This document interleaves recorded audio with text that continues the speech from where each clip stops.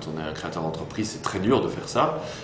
Mais en même temps, il a une attitude aux États-Unis qui est très différente. C'est-à-dire que le rapport entre le salarié et le patron n'est pas du tout un rapport de quasi... Enfin, c'est un rapport d'égal à égal. Par rapport à la France ou l'Europe, où historiquement on est dans un rapport de subordonné, voire de soumission parfois. C'est-à-dire qu'on dépend du patron, on attend de l'entreprise, alors que là, sincèrement, vous dites même aux gens, vous préférez être freelance ou salarié, ça ne change rien. Ce qui est extrême, parce que qu'ils soient salariés ou freelance, en fait, leur package est le même. C'est-à-dire qu'on est dans une relation qui est assez incroyable, dans laquelle chacun vit dans un contrat, qui n'est même pas un contrat, qui est évidemment un contrat écrit, mais moral, dans lequel on sait que l'entreprise ou le salarié peut mettre fin, rompre ce contrat si ça ne lui plaît pas, si les conditions ne sont pas suffisantes, y compris en récession, le marché est très fluide. Donc comme le marché de l'emploi est très fluide, les gens sont très très libres et du coup sincèrement par exemple quand vous voulez une bonne équipe technique c'est plutôt le patron qui est dans une situation de difficulté que l'inverse, même là hein, c'est pas facile du tout.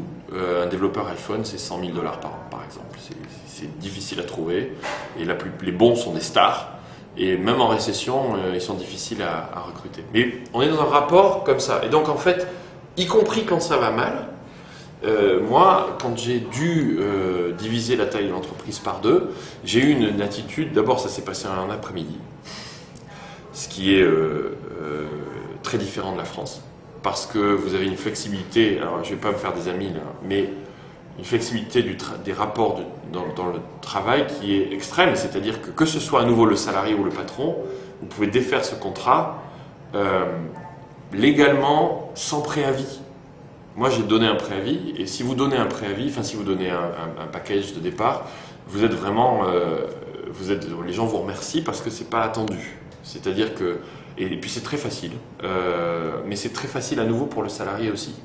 Donc du coup, ça se passe très très vite, ce qui est à mon avis une grande qualité, parce que vous pouvez du coup adapter la taille de l'entreprise et donc la faire survivre et donc recruter à nouveau. Là, je recrute à nouveau maintenant. Et traverser une tempête, alors qu'en Europe ou en France, comme c'est beaucoup plus difficile, que c'est plus risqué, il y a toute une, et puis c'est beaucoup plus cher, hein, le let's face it comme on dit ici, eh bien vous avez tendance à ne pas le faire et aller dans le mur. Et donc je crois que les entreprises américaines, en tout cas dans la Silicon Valley, sont les premières à s'alléger, mais en même temps, d'abord c'est beaucoup mieux compris par les collaborateurs. Moi j'ai eu des relations absolument incroyables avec tous mes anciens collaborateurs. La plupart m'ont remercié pour l'opportunité.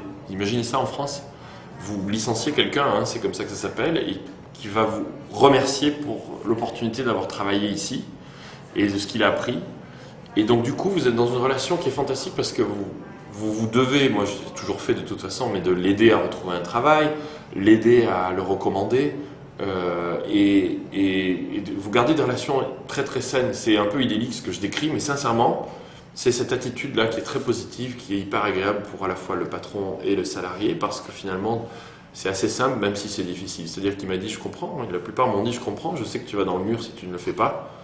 Et donc merci de l'opportunité. Et je retravaille avec certains en freelance, on fait plein de choses ensemble, ça marche plutôt pas mal. Il n'y a pas cette tension permanente.